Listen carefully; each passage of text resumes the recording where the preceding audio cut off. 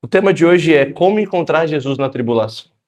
Esse tema ele exige de nós hoje uma resposta. Ele exige de nós hoje principalmente uma solução.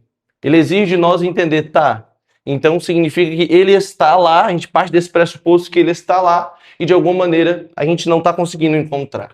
E para isso o Senhor preparou no meu coração as respostas para esse tema e eu espero poder falar dessas respostas com vocês hoje aqui brevemente. Se alguém trouxe a Bíblia, eu quero pedir que você abra, por gentileza, Evangelho de João, capítulo 20, no versículo 11. Diz assim: Entretanto, Maria se conservava do lado de fora, perto do sepulcro, e chorava. Chorando, inclinou-se para olhar dentro do sepulcro. Viu dois anjos vestidos de branco, sentados onde estivera o corpo de Jesus, um à cabeceira e outro aos pés. Eles lhes perguntaram: Mulher, por que choras? Ela respondeu: Porque levaram o meu Senhor. Eu não sei onde o puseram. Ditas essas palavras, voltou-se para trás e viu Jesus em pé, mas não o reconheceu. Perguntou-lhe Jesus: Mulher, por que choras? A quem procuras? Supondo ela que fosse um jardineiro, respondeu: Senhor, se tu o tirastes, dize-me onde puseste e eu irei buscar. Disse-lhe Jesus: Maria. Voltando-se para ela, exclamou em hebraico Rabone, que quer dizer mestre. Disse-lhe Jesus: Não me retenhas, porque ainda não subi a meu Pai, mas vá a meus irmãos e dize-lhes: Subo para o meu Pai e vosso Pai, meu Deus e vosso Deus. Maria Madalena correu para anunciar aos discípulos o que ela tinha visto e o que o Senhor a contou, e contou-lhes tudo o que ele a tinha falado. Palavra da salvação. O interessante aqui, meus irmãos, é o seguinte: Jesus, neste momento, ele torna Maria Madalena a apóstola dos apóstolos, que é o lema que a gente reza no dia da festa de Santa Maria Madalena. O interessante aqui este cenário era o cenário do domingo da ressurreição. Eu pedi, não ouve ele não, vai na minha. Esse cenário é o domingo da ressurreição. O que aconteceu aqui? Maria Madalena, uma mulher extremamente impactada porque encontrou com Jesus, ela vai até ele, ela vai até o sepulcro no domingo de manhã. Chegando lá, ela percebe que Jesus não está lá. Não se recorda quando Jesus falava sobre a ressurreição, sobre que ele iria ressuscitar ao terceiro dia, ela não se recorda de nada disso. Mas ela avisa todo mundo: os meninos, Jesus, o mestre, tiraram o corpo do mestre. E eis que vem Pedro, vem João, eis aquela fatídica cena de que Pedro chega depois de João. João era mais novo que Pedro, chegava mais cedo, corria mais rápido. Pedro chegou, os dois encontraram, não encontrando com Jesus, eles voltam para a sua casa. A palavra não diz, mas eu imagino que eles voltam para casa muito tristes. Mas, enquanto eles voltavam para casa, Maria Madalena continuava lá, desconsolada, abatida. E a pergunta que eu faço é: por que Maria Madalena parecia mais triste do que os demais? E a resposta para isso é: porque ela sabia que nos piores dias da vida dela, Jesus estava lá por ela. E agora viriam dias terríveis na vida dela, mas Jesus não estaria mais lá com ela. Então o sentimento de tristeza de Maria Madalena é um sentimento pior do que os dos outros, porque ela sabia de onde Jesus a tirou. E ela sabia o que Jesus fez por ela. E ela sabia que agora ela não teria mais esse Jesus para fazer por ela. Então o sentimento aqui é um sentimento muito triste. Se você sabe muito bem a história de Maria Madalena, você sabe que ela era uma prostituta da cidade de Magdala. Por isso, Madalena, que vem da cidade onde ela nasceu e onde ela se prostituía. Ela não era uma prostituta qualquer, ela era uma prostituta que se relacionava com os soldados, com os oficiais, ou seja, era verdadeiramente uma prostituta de luxo. A palavra diz em Lucas 8, versículo 2, que de Maria Madalena Jesus tirou 7 demônios. Esses 7 demônios têm muito a ver com os pecados da impureza. Mas, além disso, quem era essa Maria Madalena? Os exegetas vêm nos explicar que nós podemos presumir com toda a certeza que Maria Madalena era também a irmã de Lázaro. E se Maria Madalena era irmã de Lázaro, querido, olha o quão interessante foi a vida e a presença de Jesus na vida dessa mulher. Em Lucas 10, versículo 38, Maria Madalena, enquanto Marta estava lavando a louça, limpando a casa, Maria Madalena estava sentada aos pés de Jesus, escutando ele falar, porque ela sabia que a casa podia estar uma bagunça, mas o mestre estava lá. Ela tinha que beber da fonte do mestre, ela tinha que aprender mais e mais com o mestre, que deu a vida nova para ela. Essa era Maria Madalena. Maria Madalena era também aquela que em João capítulo 11, versículo 33, foi ela que fez Jesus chorar. Foi ela. O menor versículo da Bíblia, e Jesus chorou, é o versículo no qual Maria Madalena faz Jesus chorar. O interessante daquilo ali era que Esta Maria Madalena, ela gera em Jesus este impacto, porque Jesus tinha visto Marta chorar, versículos antes. Mas o choro de Marta não impacta Jesus como o choro de Maria Madalena, porque Jesus sabia exatamente a proporção de amor que existia diante dele com Maria Madalena. Tanto é que esta é a mulher que em João 19:25 vai ficar ao lado de Jesus na cruz junto com a sua mãe. Queridos, esta mulher era loucamente apaixonada por Jesus de maneira espiritual. Jesus apaixonou-se com a alma dela e ela se apaixonou-se com Jesus em sua alma. Tanto é, não sei se você sabe, mas na última semana antes da Semana Santa, que é a semana antes de Jesus entrar em Jerusalém, Jesus passa aquela semana em Betânia. Onde era Betânia? A casa de Marta, de Maria Madalena e de Lázaro. Ou seja, onde Jesus escolheu para passar os seus últimos dias, na casa da família desta mulher. Queridos, esta mulher era loucamente apaixonada por Jesus. E aí eu repito a pergunta: por que estava tão triste? Porque uma injustiça, uma tribulação, tirou o amor da sua alma da vida dela. E essa tribulação agora, ela impacta mais, ela dói mais, ela fere mais, porque ela sente como foi injusto que ela perdeu o amor da sua vida por conta de uma tribulação. Repete comigo: todos nós podemos passar por uma tribulação. E aqui, quais são os ensinamentos que essa palavra vem nos ensinar? De maneira especial, tem alguns que eu queria muito trazer para você hoje. O primeiro ensinamento, repete comigo: a tribulação gera muita tristeza. Querido, o que é interessante aqui, se você for ler o versículo 11, ele já começa falando que Maria se conservava ao lado de fora do sepulcro e chorava. Ponto. A outra palavra, a outra frase dizia, e chorando, ela perguntava. Ou seja, essa mulher estava em prantos. E que pranto sofrido é esse? Era um pranto que era uma melancolia, era um luto, um sofrimento, uma falta de paz. Era uma tristeza que parece não ter fim. Queridos, quantas vezes você já passou por isso? Uma tristeza que às vezes parece não tem fim mais, cara. Parece que às vezes alguma coisa acontece na nossa vida que ela rouba a nossa paz de um jeito e é uma tribulação.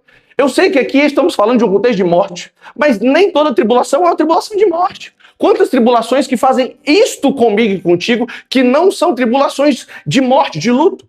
Quantas vezes, por conta de uma promoção que não chegou, por conta de uma prova que não passamos, por conta de um acidente com o carro, por conta de alguém que bateu no seu carro, por conta de um problema familiar, por conta de um problema de saúde, por conta de um diagnóstico ruim que recebemos, por conta de uma dor que o nosso pai está vivendo, que a nossa mãe está vivendo, quantas vezes não é cenário de morte, mas quantas vezes estes cenários causam em nós uma dor que não passa, uma tristeza muito grande.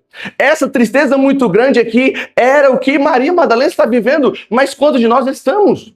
Querido, o primeiro diagnóstico que a gente precisa entender hoje é o diagnóstico de que a tribulação, ela é antecipada e ela se inicia com uma grande tristeza. E uma grande tristeza que corrói a alma, que devora os ossos, que machuca você, que incomoda você, que tira a sua paz, que fere você. Este cenário é um cenário inicial de tribulação. Ele inicia, toda grande tribulação inicia com uma grande tristeza. E aqui eu já queria fazer uma exortação. Eclesiastes 30:22, não entregue sua alma à tristeza, a tristeza já matou a muitos, nela não há serventia alguma, irmãos. Queridos, eu preciso que primeiro a gente entenda, tá, se um problema grande está acontecendo, ele vai gerar em mim um primeiro sintoma. O primeiro sintoma é grande tristeza. E se é grande a tristeza, a palavra diz, não se entregue a ela, não ceda a ela. Por mais prazeroso que seja ceder a ela. Porque, desculpa dizer, é muito importante para um processo de cura a gente passar pelo início do luto. Faz parte. Aquele choro que não passa, aquele choro que parece que não tem fim mais, que parece que você perde o ar, faz parte de um processo de cura, eu entendo. Mas o que a palavra diz é, não se entregue a esse sentimento, porque ele é maligno, ele te seduz, e ele te prende, e você não vai conseguir sair depois. Então, o que a palavra está pedindo aqui, inicialmente, é, não podemos nos entregar a isso. E aqui eu já queria falar, por mais difícil que seja, por mais doloroso que seja, Deus quer que você lute, tenha coragem, Deus está contigo. Você pode estar triste, mas Deus não te fez para ser triste. Deus não te fez para ser derrotado. Você pode ter caído, mas Deus não te fez para a queda. Deus não te fez para o chão. E é isso que é muito importante. É muito importante que a gente entenda. É preciso saber. A tristeza começa o processo da tribulação, mas nós não podemos vencer, não podemos nos deixar ser vencidos pela tristeza. Se está claro, fala amém. E aqui, querido, o que eu espero que você entenda hoje, como você encontra Jesus no meio dessa tristeza. Como encontrá-lo? Se a tribulação já começou, a tristeza já veio, como que eu faço para encontrar com Jesus? E a resposta que Deus colocava no meu coração para essa pergunta é: nós precisamos nos esforçar para fazer aquilo que o nosso corpo não quer que a gente faça. O que é isso? Quando a tristeza vem, quando a tribulação vem, o que acontece? Existe um misto de sentimentos de melancolia que nos preenche. E o que esse misto de sentimentos vai gerar em nós? Vai gerar em nós procrastinação, vai gerar em nós preguiça, vontade de ficar zapeando TikTok pro resto da vida, dá vontade de ficar só em casa sem fazer nada, não dá vontade de sair, não dá vontade de se exercitar, não dá vontade de ver ninguém, dá vontade de só pedir iFood, tomar um sorvetinho, ficar em casa com o bucho estufado para cima, esperando a morte da bezerra. Querido, eu entendo que é um misto de sentimentos que vão querer ser feitos por mim e por você. O que eu estou pedindo hoje é: não se entregue a esses desejos, não no dia da tristeza, porque eles vão te devorar de dentro para fora. O segredo para encontrar Jesus no dia da tristeza e quando a tristeza chegar é você entender que você precisa fazer um grande esforço. Não é pouco, é muito grande o esforço para você chegar para um amigo e falar: irmão, eu preciso sair com você hoje.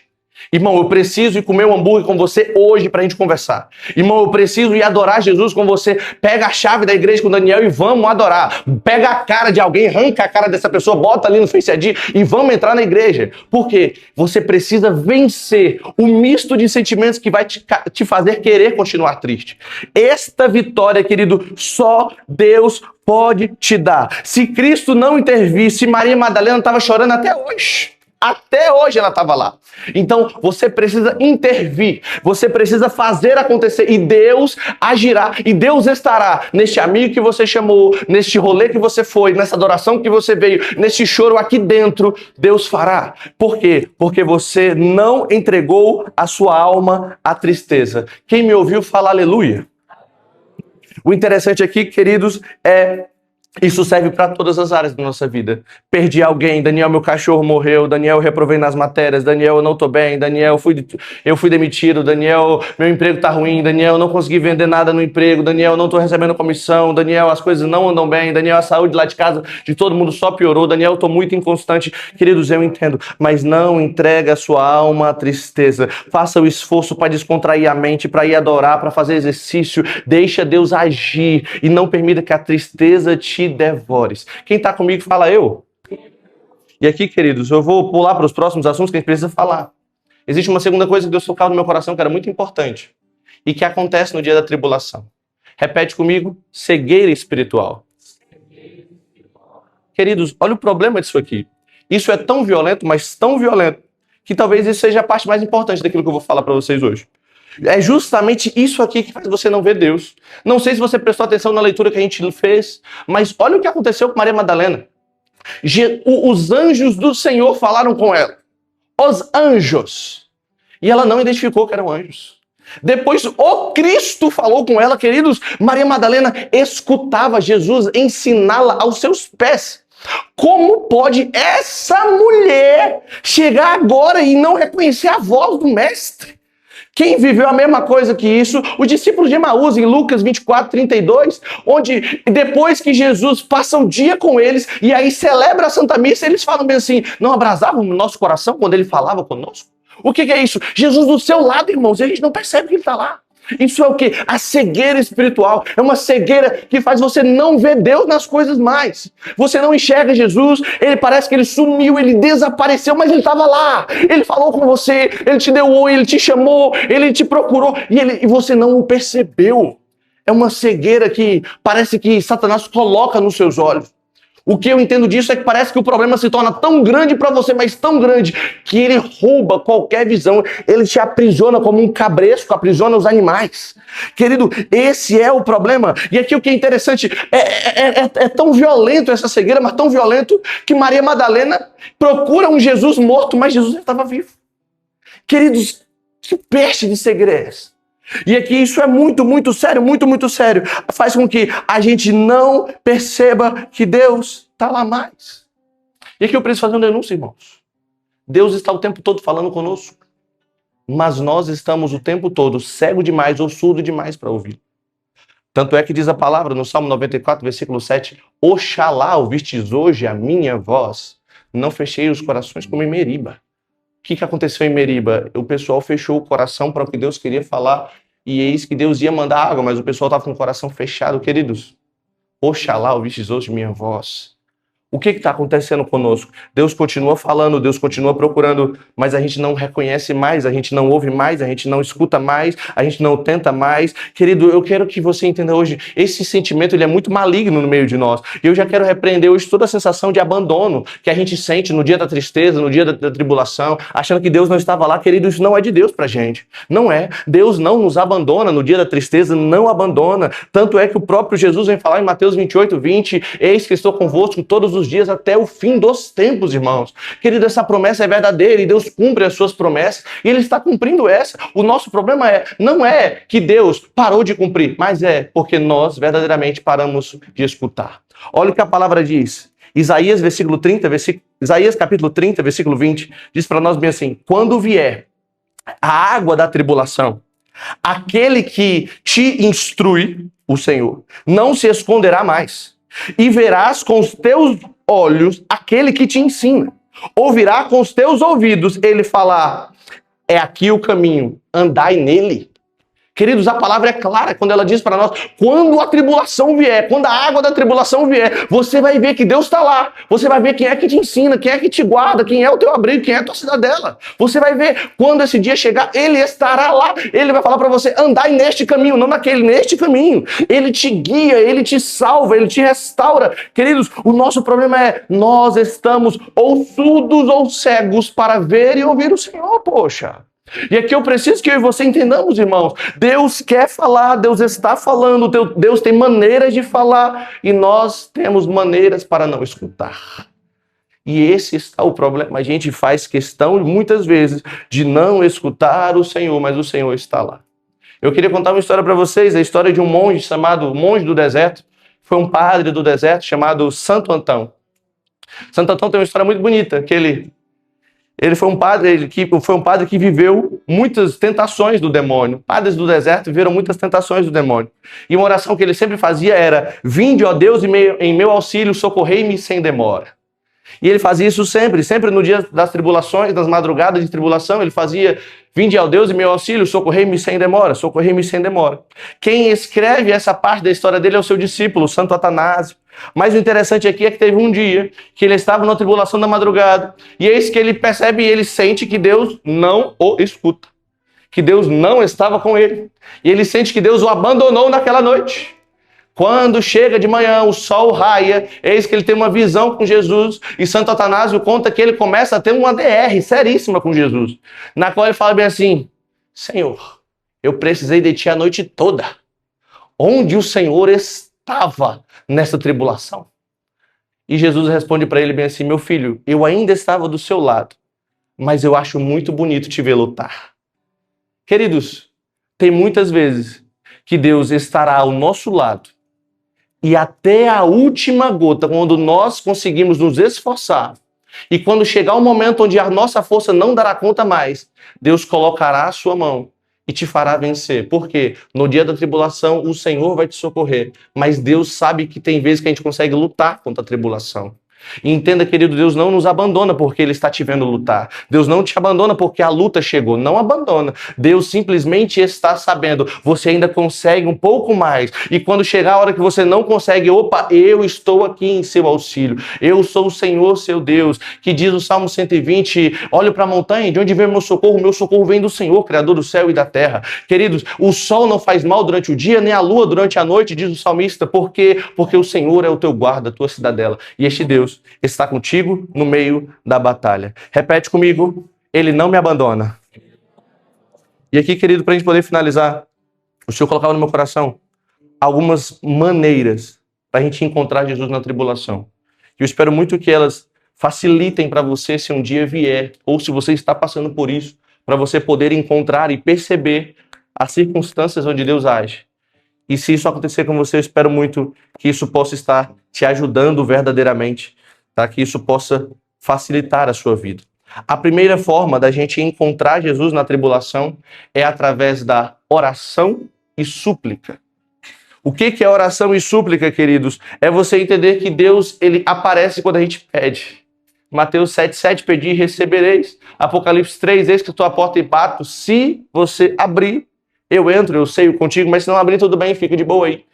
O que a palavra diz, queridos, para nós, em Lucas capítulo 8, 24, a palavra diz para nós bem assim, os discípulos estavam naufragando, eles gritam para Jesus, mestre, mestre, mestre, estamos perecendo. E eis que Jesus manda a tempestade se calar, por quê? Porque Ele ouve a sua oração e a sua súplica. Portanto, eu espero que você entenda que no dia da tristeza, da tribulação, do sofrimento, recorra à oração, irmãos. Recorra a isso. Deus está lá, esperando você chamar. E a gente precisa convocá-lo mais, chamá-lo mais, suplicá-lo mais. Ele imediatamente vem ao seu socorro, porque Ele não quer perder a sua alma, irmãos, não quer. Então o que eu espero que você hoje tenha em mente é a primeira maneira de no dia da tribulação encontrar com Jesus é através da oração e súplica. Repete comigo, oração e súplica. A segunda maneira da gente encontrar com Jesus na tribulação é pelas circunstâncias da vida. O que são as circunstâncias da vida, querido? Tem porta fechada que é de Deus. Tem porta aberta que é de Deus também. Tem fins que são de Deus. Existem términos que também são de Deus. Existem propostas que não recebemos que também são de Deus. Existem propostas recebidas que também são do Senhor. O que é isso? É você perceber as circunstâncias da vida que são oportunidades de Cristo aparecer na sua vida. Essas oportunidades têm muito valor para mim e para você. Queridos, as pequenas coisas, Deus está lá. Tem momentos quando você vai alugar um carro e se você negar não passa, que às vezes também é de Deus. Essas pequenas coisas a gente precisa perceber onde Deus está agindo na nossa vida. Essas são as circunstâncias da vida onde Deus age. E Deus faz isso para nos alertar. Quantas vezes, irmãos, quantas vezes chega uma pessoa que a gente nunca ouviu na vida e fala pra gente uma palavra que parece que ela está descrevendo nossa história toda. E fala bem assim, gente, o que é isso? É uma circunstância que Deus colocou para que Ele pudesse agir na sua vida na tribulação.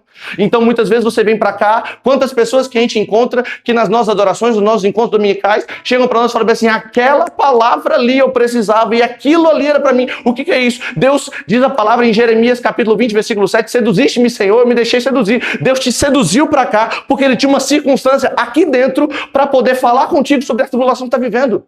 É isso que Deus faz. E Ele quer fazer isso muito mais. Tanto é que o Salmo 138 vem falar para nós, sabeis tudo de mim, quando me sento, quando me levanto, quando me deito, quando repouso. A palavra nem chegou na minha língua e o Senhor já a conhece. Ou seja, Deus sabe as circunstâncias da sua vida, tudo que vai acontecer, tudo que está chegando. E Ele está cuidando de tudo isso. Amém? Repete comigo, circunstâncias. Outra coisa que Deus, outra maneira de você encontrar Deus é através das visões.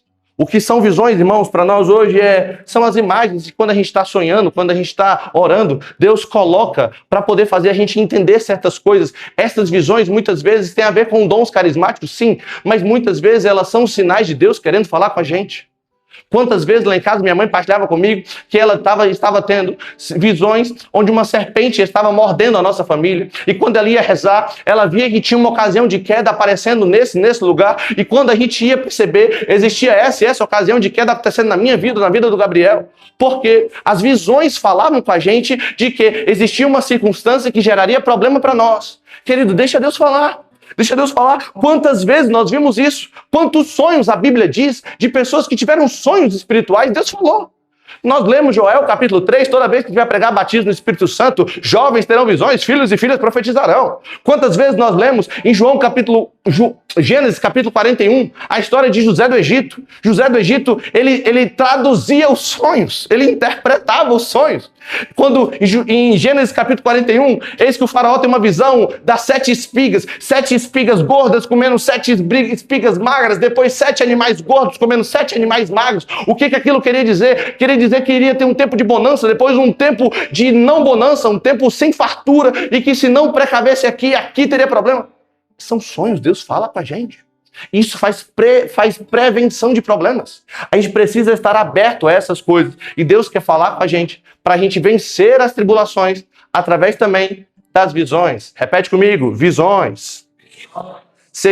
Quarta maneira, através dos ouvidos. Queridos, Deus tem uma voz mansa para falar com a gente. De onde eu tirei isso? 1 Reis, capítulo 19, versículo 11. Deus fala com Elias através do vento suave, da brisa suave. O que é isso? Deus quer falar contigo. Mas a palavra diz em Jeremias, capítulo 35, versículo 14. E a mim, Deus falando, e a mim, que não cesso de falar, vós não escutais. Deus fala o tempo inteiro e a gente não escuta. Não escuta. Não escuta numa pregação, não escuta no irmão, não escuta no padre, não escuta no amigo, não escuta no namorado, não escuta na namorada, não escuta no pai, não escuta na palavra, não escuta em lugar nenhum. Mas Deus quer falar com você. Abra os seus ouvidos, abra os seus ouvidos, deixa Deus falar aqui dentro. Quantas pessoas, é que eu preciso fazer uma denúncia, quantas vezes a gente está rezando entre nós, Deus falou com você e você é tão covarde que você não fala o que Deus falou. A gente vai lá e fala assim, vamos fazer um momento de silêncio para escutar Deus. Um monte de gente escutou, mas ninguém tem coragem de falar. Deus falou. E desculpa dizer, às vezes no início, Deus ele é sensível. Então, quando você sente que é muito de Deus, parece que ele vai te queimando por dentro assim. E você parece que se você não falar, você vai explodir. Aí você segurou. Aí quando acaba o grupo, você chega para mim lá fora. Fala bem assim, aquela hora eu tinha que falar isso.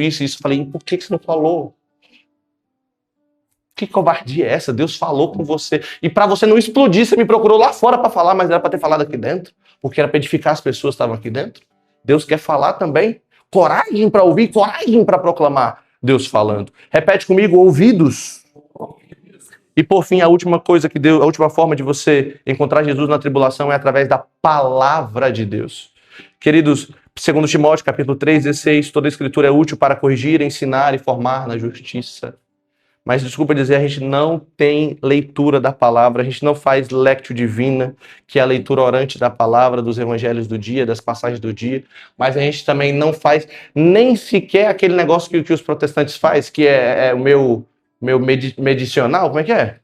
Devocional, não faz nem devocional, nem isso você faz. Se pelo menos imitasse os protestantes, desse um devocionalzinho, já estava aceitando, já estava ótimo, não faz uma Bíblia no meu dia a dia, faz nada. A palavra diz no Salmo 1, capítulo 2, Salmo 1, versículo 2, feliz o homem que medita a sua lei dia e noite. A gente não medita, por isso Deus não fala, por isso que parece que na tribulação ele não está lá. Portanto, irmãos, eu espero que você entenda depois de tudo isso que eu falei, Deus quer falar, ele pode falar, Deus quer agir, que ele está agindo. E no meio da tribulação, nunca pense que Deus te abandonou, porque essas foram algumas formas que eu lembrei de como Deus está contigo na tribulação. E que às vezes a gente não percebe, mas tem tantas outras que eu não pude trazer aqui. Então lembre-se, Deus está contigo, não importa o problema, não importa a dor, e levanta a cabeça porque Deus tem um propósito maior.